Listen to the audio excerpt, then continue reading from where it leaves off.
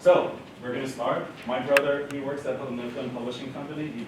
He's in their educational technology division, and he illustrates their textbooks. So he created this for us today.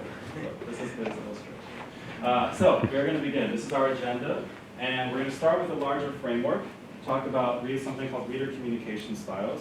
This is directly applying an approach from behavioral psychology to effective emailing, and something called social styles theory, which we're going to talk about a little bit later.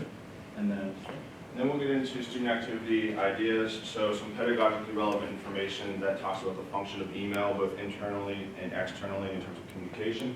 Some of these student activities will involve jigsaw emails, so something you can effectively use in your classrooms, relevant grammar instruction, and relevant writing activities as well.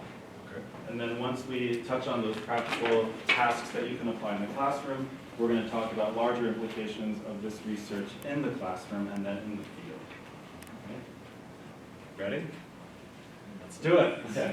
So you can tell I'm a corporate trainer. I gotta get to action. Okay, so let's go. So the need. Okay, so starting with the need. So with email communication starting in the early 1990s, right? Researchers indicated that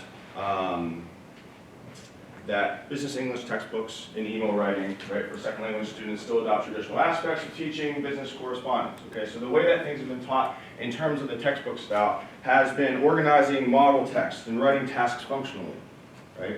So in other words, for example, writing letters of complaint, right? Writing letters of inquiry or requests. That's how we're typically teaching it, right? That's how the textbooks are informing us that that's the best way to effectively teach it. But also, more specifically, encouraging three-part structures, such as openings, bodies, and closings. So the formal essay structure makes sense. We should apply it to email, right? So this is the traditional approach that professionals follow when writing letters, memos, in the real world. But we have a new need, right? The need is evolving, just like in anything else. Right. And so this need is showing that there needs to be research in the area relating email to face-to-face communication, right? So as we know, emailing is a dialogic process, right? Emails aren't one-way standalone messages that you can teach in terms of letter writing, as Dan said, even opening, body, and closing, right? Email is part of the dialogic chain, collaborative chain, right? It's intertextual.